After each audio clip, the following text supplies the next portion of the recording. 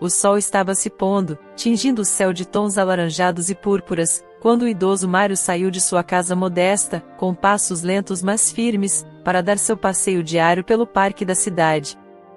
Mário era um homem de hábitos simples e coração generoso, conhecido por todos na vizinhança como o velhinho simpático. Viúvo há 5 anos, seus dias eram preenchidos com pequenas rotinas que lhe traziam conforto: cuidar de suas plantas, alimentar os pássaros no parque, e uma vez por mês, visitar o túmulo de sua amada esposa, Clara. Naquela tarde, ao chegar ao parque, Mário avistou um jovem sentado em um dos bancos, com a cabeça entre as mãos, claramente angustiado. A curiosidade e a compaixão o levaram a se aproximar. "Boa tarde, meu jovem. Está tudo bem?" perguntou Mário, sua voz suave e reconfortante. O rapaz levantou a cabeça, revelando olhos vermelhos de tanto chorar. Ele hesitou por um momento antes de responder, visivelmente abalado. "Não. Nada está bem.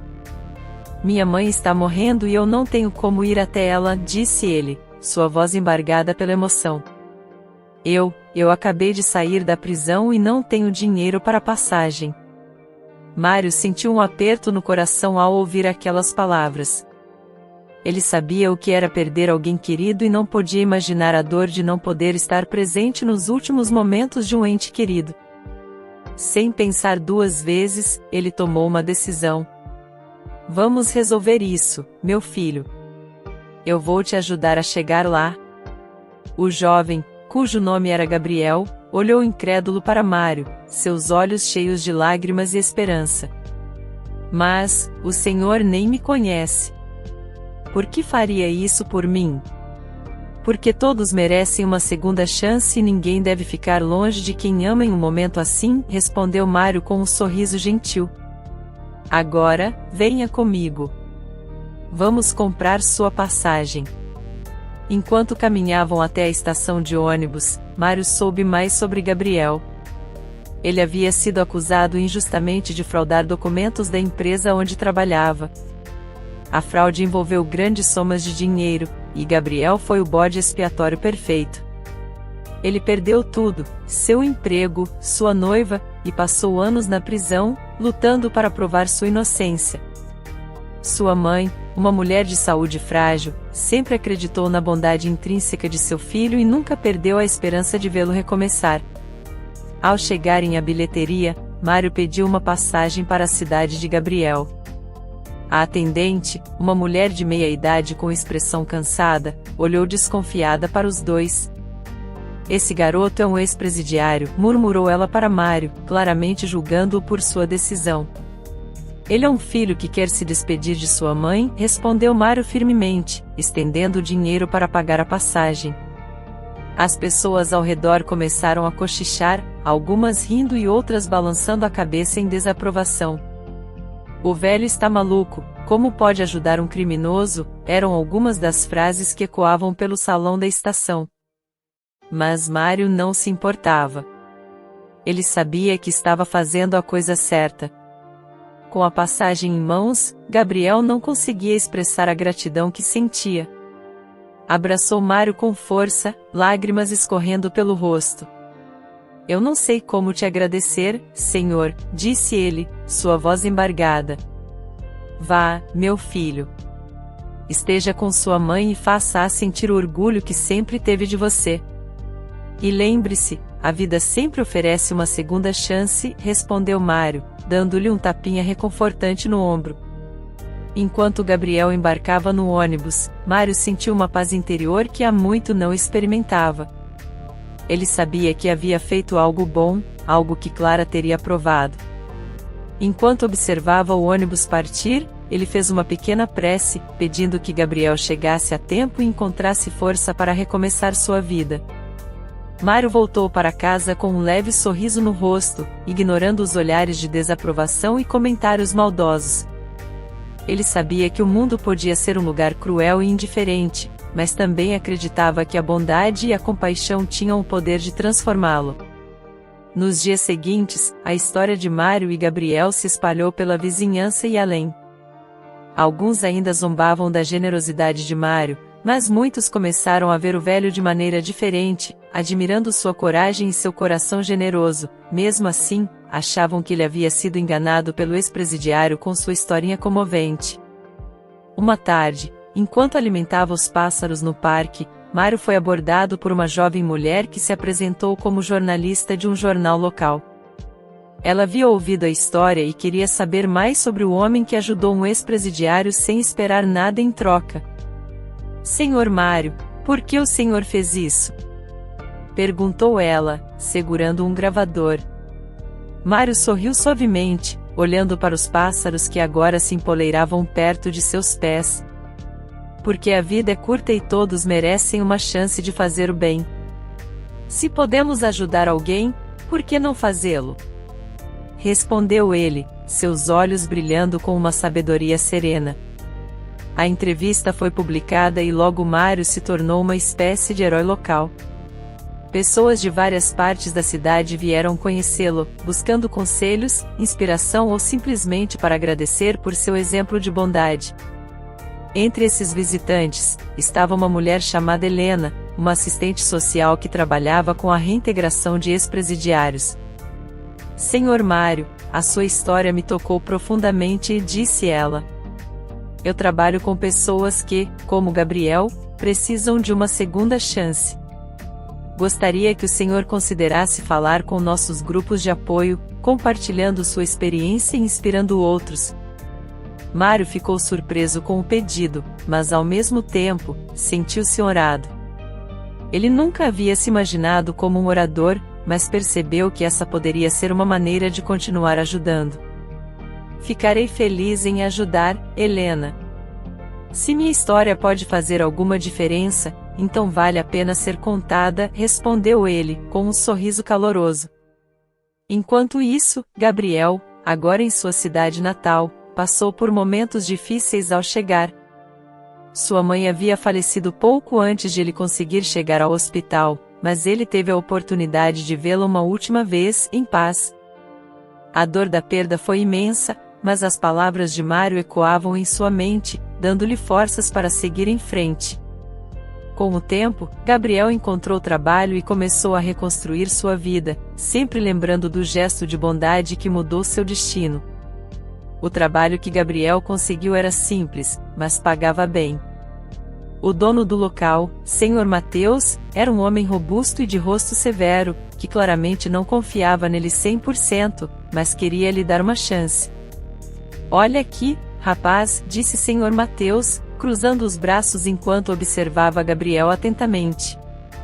"Se você pisar na bola comigo, eu vou te demitir, e vai ser difícil arrumar emprego nesta cidade novamente." Gabriel engoliu em seco, sentindo o peso das palavras do patrão. "Sim, Senhor Mateus. Eu entendo. Agradeço pela oportunidade e prometo que não vou decepcioná-lo." Os dias de Gabriel no restaurante eram longos. O trabalho de lavador de pratos era exaustivo, mas ele não se queixava. Cada prato lavado era uma prova de sua determinação em reconstruir sua vida. Ele trabalhava com afinco, tentando ganhar a confiança de Mateus e dos outros funcionários, que o observavam com cautela. Enquanto isso, o Sr. Mário enfrentava seus próprios desafios. Logo descobriu que tanto a entrevista como o convite da assistente social eram apenas uma brincadeira de mau gosto de alguns jovens moradores locais, que queriam lhe pregar uma peça. O pobre Mário ficou extremamente chateado com tamanha falta de bom senso. Em casa, ele refletia sobre o ocorrido, questionando se Gabriel não seria do mesmo jeito que essas pessoas. Mas, ao lembrar do olhar desesperado do jovem no parque, preferiu acreditar que não. Dia após dia, Mário era motivo de risos, chacota e de brincadeiras de mau gosto. Seus vizinhos criticavam-no sempre que o viam. "Lá vai o velhinho bobo que ajuda criminosos." Zombava um dos jovens, rindo com os amigos. Mário se trancava em casa e chorava, perguntando o que sua falecida Clara faria. A saudade dela e a dor do isolamento consumiam. Ele se lembrava das palavras sábias e confortantes de Clara, imaginando como ela o encorajaria a seguir em frente, a ser forte. "Ah, Clara", sussurrava Mário, olhando para uma foto dela na estante. "O que eu faço agora?" Então, ele adormeceu, exausto de tanto chorar e refletir. Na manhã seguinte, uma batida na porta o despertou. Era uma notificação de atraso do aluguel. Seu aluguel já estava com 3 meses de atraso, e o dono da casa, Sr. Rodolfo, era muito rígido, mas tentava ser o máximo compreensivo com Mário. Decidiu ir conversar com ele pessoalmente. "Mário, meu querido amigo", começou Rodolfo, com uma expressão preocupada. "Eu só não despejo você daqui porque você é um senhor de idade, e sei que você não recebe uma aposentadoria digna. Então, por que você não vai para uma casa de apoio para idosos? Um asilo não é um lugar ruim. Lá haverá pessoas de sua idade que lhe respeitarão, e você terá um bom tratamento. Eu soube que você virou chacota em toda a cidade. Até da brincadeira de mau gosto que fizeram com você. Pense bem. Lhe darei mais 2 meses. Você não precisa pagar. Mas procure um bom asilo de idosos."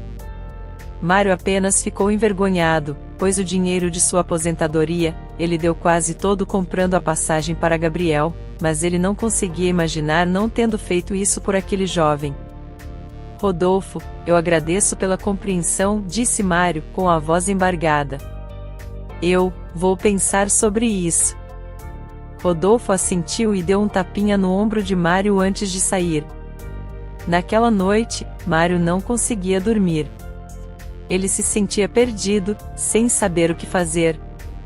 Nos dias que se seguiram, Mário tentou encontrar maneiras de equilibrar suas finanças, mas tudo parecia cada vez mais difícil. O peso das dívidas e das chacotas dos vizinhos era esmagador. Uma tarde, enquanto alimentava os pássaros no parque, Mário decidiu se sentar em um banco, olhando para as árvores que balançavam suavemente ao vento. Enquanto observava a natureza ao seu redor, ele se lembrou de como era a vida com sua falecida esposa, Clara. Cada detalhe trazia uma lembrança doce e amarga. As risadas compartilhadas, os passeios de mãos dadas pelo parque, as conversas à noite sobre os sonhos e os planos que tinham para o futuro. Mário sentia uma pontada no coração ao perceber como a vida era boa com Clara ao seu lado. "Como eu sinto sua falta, Clara", murmurou Mário, com lágrimas nos olhos. "Você sempre soube o que fazer.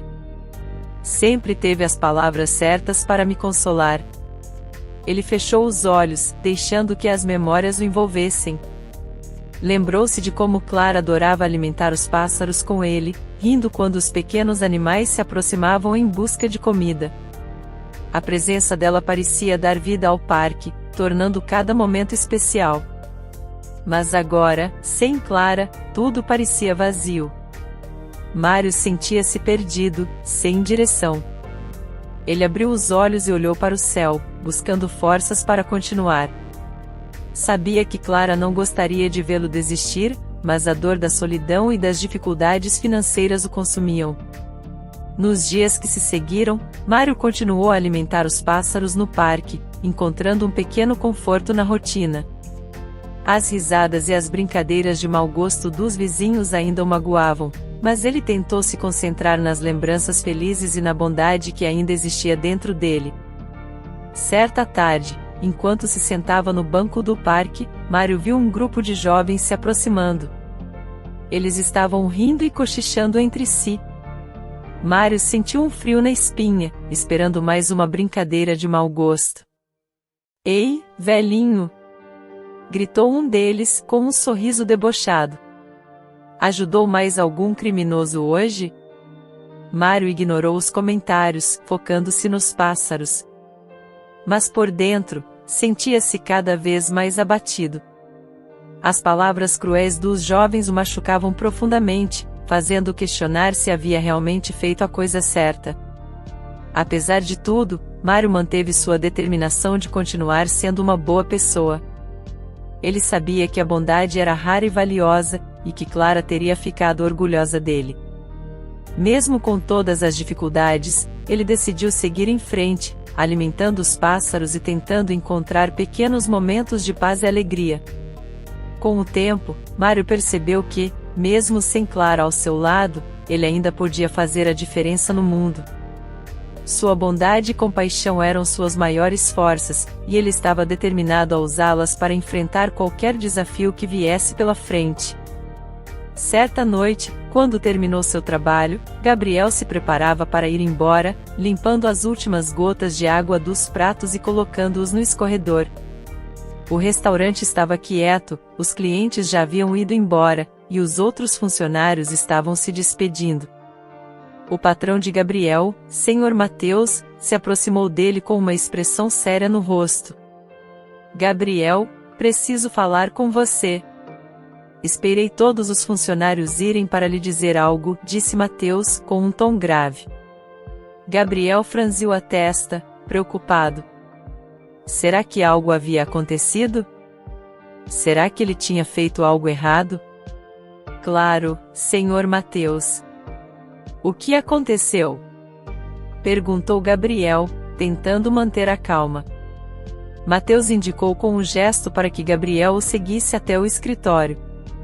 Ao entrar, Gabriel viu um homem bem vestido, de postura confiante, sentado em uma cadeira.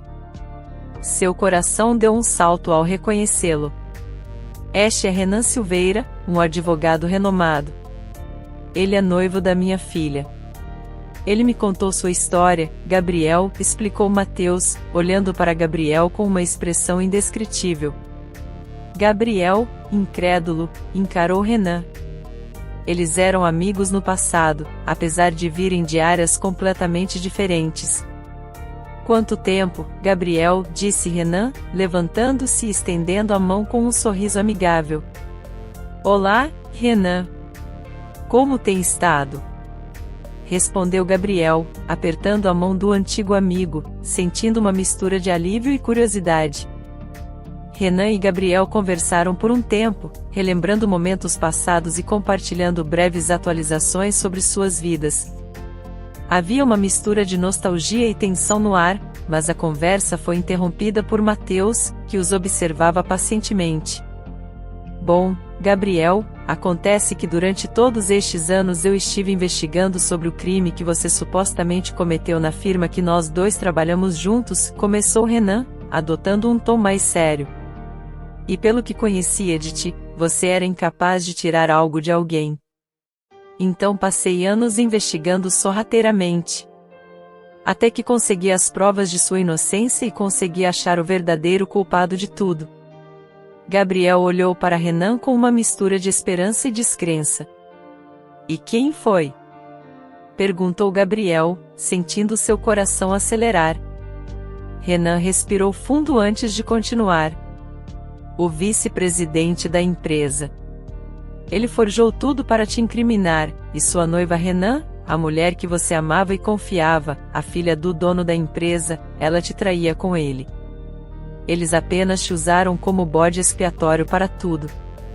Tenho documentos, vídeos, conversas e tudo o que é preciso para provar sua inocência. Gabriel ficou atônito, suas mãos começaram a tremer. Ele sentiu uma onda de raiva e desespero passar por ele. Como assim? Eu fiquei trancado naquele lugar por anos e você tinha como provar minha inocência? Disse Gabriel, sua voz tremendo de indignação. Renan ergueu as mãos em um gesto conciliador. Calma, não é bem assim. Eu acompanhei sua saída de lá, e quando você saiu, eu ainda estava coletando as provas. Sinto muito mesmo ter demorado tanto, mas podemos agora provar que você é inocente e prender os verdadeiros culpados. A raiva de Gabriel começou a diminuir, substituída por um sentimento de alívio que brotou no seu coração. Lágrimas desceram dos seus olhos enquanto ele absorvia as palavras de Renan. Eu não sei o que dizer, murmurou Gabriel, enxugando as lágrimas. Passei anos pensando que nunca conseguiria limpar meu nome. Renan colocou uma mão no ombro de Gabriel. Eu sei que foi um caminho longo e doloroso, mas agora você terá justiça. E não só isso, mas também a chance de recomeçar sua vida sem essas sombras sobre você. Mateus, que havia ficado em silêncio até então, falou com um tom mais suave. Gabriel, eu sei que fui duro com você no início, mas eu queria te dar uma chance. Agora que sei da verdade, estou aqui para apoiar você no que for preciso. Gabriel olhou para Mateus, sentindo-se grato. Obrigado, Senhor Mateus. E obrigado, Renan. Vocês não sabem o quanto isso significa para mim. Renan sorriu. Agradeça ao Mateus também. Foi ele quem me contou que você estava trabalhando aqui.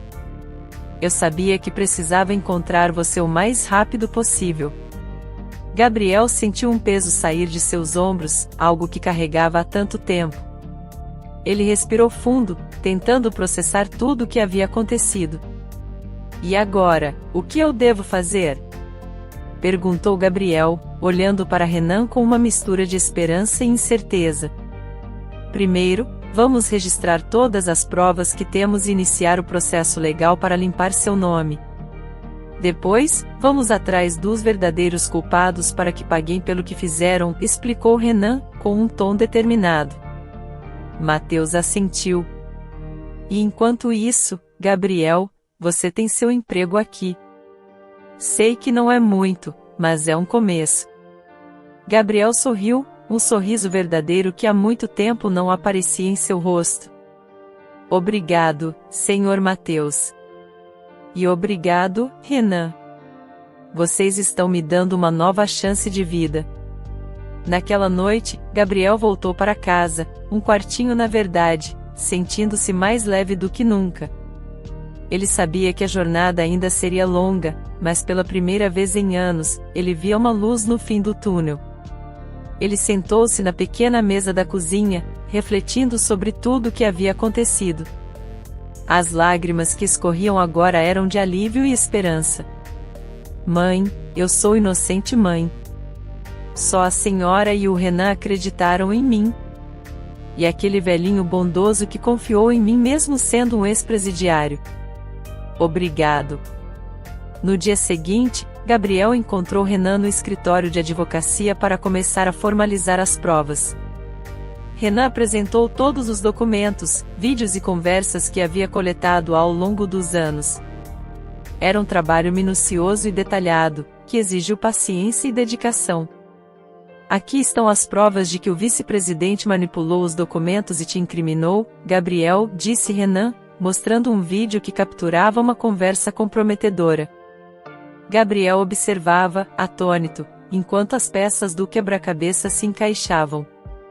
Não acredito que tudo isso estava acontecendo e eu não sabia de nada, disse ele, com a voz embargada. Renan assentiu. Foi um golpe bem planejado, mas agora temos tudo o que precisamos para expor a verdade. Conforme os dias passavam, Renan e Gabriel trabalharam juntos, preparando o caso. Gabriel sentia uma mistura de emoções, raiva pelo tempo perdido, tristeza pelo que havia sofrido, mas também esperança pelo futuro que agora parecia mais brilhante.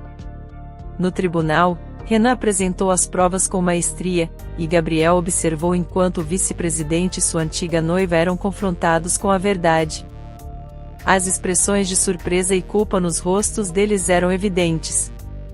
Senhor juiz, as evidências são claras. Gabriel foi vítima de uma conspiração cruel, e agora a justiça deve ser feita, concluiu Renan, com firmeza. O juiz revisou os documentos, vídeos e conversas apresentados. Depois de um longo momento de silêncio, ele olhou para Gabriel. Gabriel, você é declarado inocente de todas as acusações. Peço desculpas pelo sofrimento que você passou. A justiça será feita contra os verdadeiros culpados, disse o juiz, com uma expressão solene. Gabriel sentiu uma onda de alívio e gratidão. Ele olhou para Renan, que sorria com orgulho. Obrigado, Renan. Eu nunca poderia ter feito isso sem você. Renan abraçou Gabriel, um gesto de amizade e apoio. Estamos juntos nisso, meu amigo. Agora você pode finalmente recomeçar sua vida. Gabriel deixou o tribunal com uma nova perspectiva. Ele sabia que a estrada à frente ainda seria desafiadora, mas pela primeira vez em muito tempo, ele se sentia livre. Ele olhou para o céu, sentindo a luz do sol em seu rosto, e sussurrou para si mesmo: "Estou pronto para recomeçar." Dias depois, Gabriel foi chamado novamente ao tribunal, desta vez para tratar da indenização por danos morais, calúnia e difamação. Renan o acompanhou e juntos enfrentaram mais um desafio. No tribunal, o juiz ouviu os argumentos apresentados por Renan, que detalhou o impacto devastador que as falsas acusações tiveram na vida de Gabriel. "Senhor juiz, meu cliente perdeu anos de sua vida, sofreu danos emocionais e psicológicos irreparáveis e foi injustamente afastado de sua carreira e de sua vida pessoal. Solicitamos uma indenização justa para que ele possa reconstruir sua vida", argumentou Renan com paixão. Após uma longa deliberação, o juiz finalmente proferiu a sentença.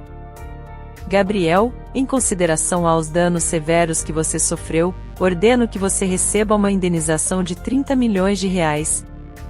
Além disso, a empresa responsável pelo seu encarceramento será multada e os verdadeiros culpados, incluindo o vice-presidente e sua antiga noiva, serão presos e responderão por seus crimes." Gabriel ficou em choque. Ele olhou para Renan com lágrimas nos olhos. "Renan, eu não sei o que dizer. Isso é surreal." Renan sorriu e colocou a mão no ombro de Gabriel. "Você merece, Gabriel. Agora você pode realmente recomeçar." A notícia da falência da empresa e da prisão dos culpados logo se espalhou. Gabriel viu seus antigos algozes sendo levados algemados, suas expressões de arrogância finalmente substituídas por desespero. Sentiu um misto de justiça e alívio. Com o dinheiro da indenização, Gabriel pôde finalmente dar os passos que sempre sonhou. O Sr. Mateus, orgulhoso de Gabriel, continuou a apoiá-lo. "Sabia que você conseguiria, Gabriel. Você tem um coração forte e merece todo o sucesso." Gabriel agradeceu, sentindo-se abençoado por ter encontrado pessoas como Mateus e Renan em sua vida. Mas havia alguém que Gabriel não poderia esquecer: o gentil velhinho que confiou nele.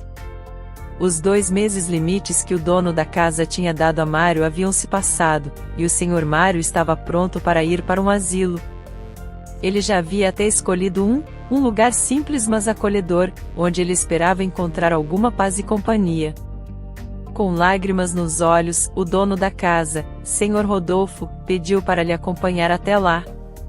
"Sinto muito, meu velho amigo", disse Rodolfo, a voz trêmula. "Se houvesse outra maneira, eu..." Mário, com um sorriso triste, interrompeu. "Está tudo bem, Rodolfo. Eu sei que você fez tudo o que pôde. Talvez seja bom para mim. Terei pessoas da minha idade para recomeçar uma nova vida." Os dois caminharam lentamente até o carro de Rodolfo, mas antes que pudessem entrar, um carro de luxo parou próximo a eles. Mário, absorto em seus pensamentos, não notou o veículo até que um homem muito bem vestido saiu do carro e se aproximou dele, tocando-lhe o ombro. "Senhor Mário, o senhor se lembra de mim?" disse o homem, sua voz cheia de emoção. "Sou eu, Gabriel." Mário virou-se, surpreso, e demorou um momento para reconhecer o jovem que havia ajudado meses atrás. Os olhos de Gabriel estavam brilhando, e ele parecia mais confiante e bem-sucedido do que nunca. "Gabriel?" murmurou Mário, incrédulo. "É você mesmo?" "Sim, Sr. Mário", confirmou Gabriel, segurando as mãos trêmulas do velho amigo. "Eu vim para agradecer e para contar o que aconteceu." Os vizinhos, curiosos, começaram a se reunir ao redor, observando a cena com olhares de espanto e incredulidade. Gabriel, percebendo a atenção que estavam atraindo, decidiu que era hora de compartilhar sua história. "Senhor Mário, você salvou minha vida. Graças à sua bondade", consegui ver minha mãe uma última vez. Depois disso, minha vida mudou drasticamente. Um amigo advogado descobriu provas de minha inocência e consegui limpar meu nome. Fui indenizado e agora estou de volta, querendo retribuir todo o bem que o Senhor fez por mim. Mário, com lágrimas nos olhos, mal podia acreditar no que ouvia. Eu só fiz o que qualquer um deveria fazer, Gabriel.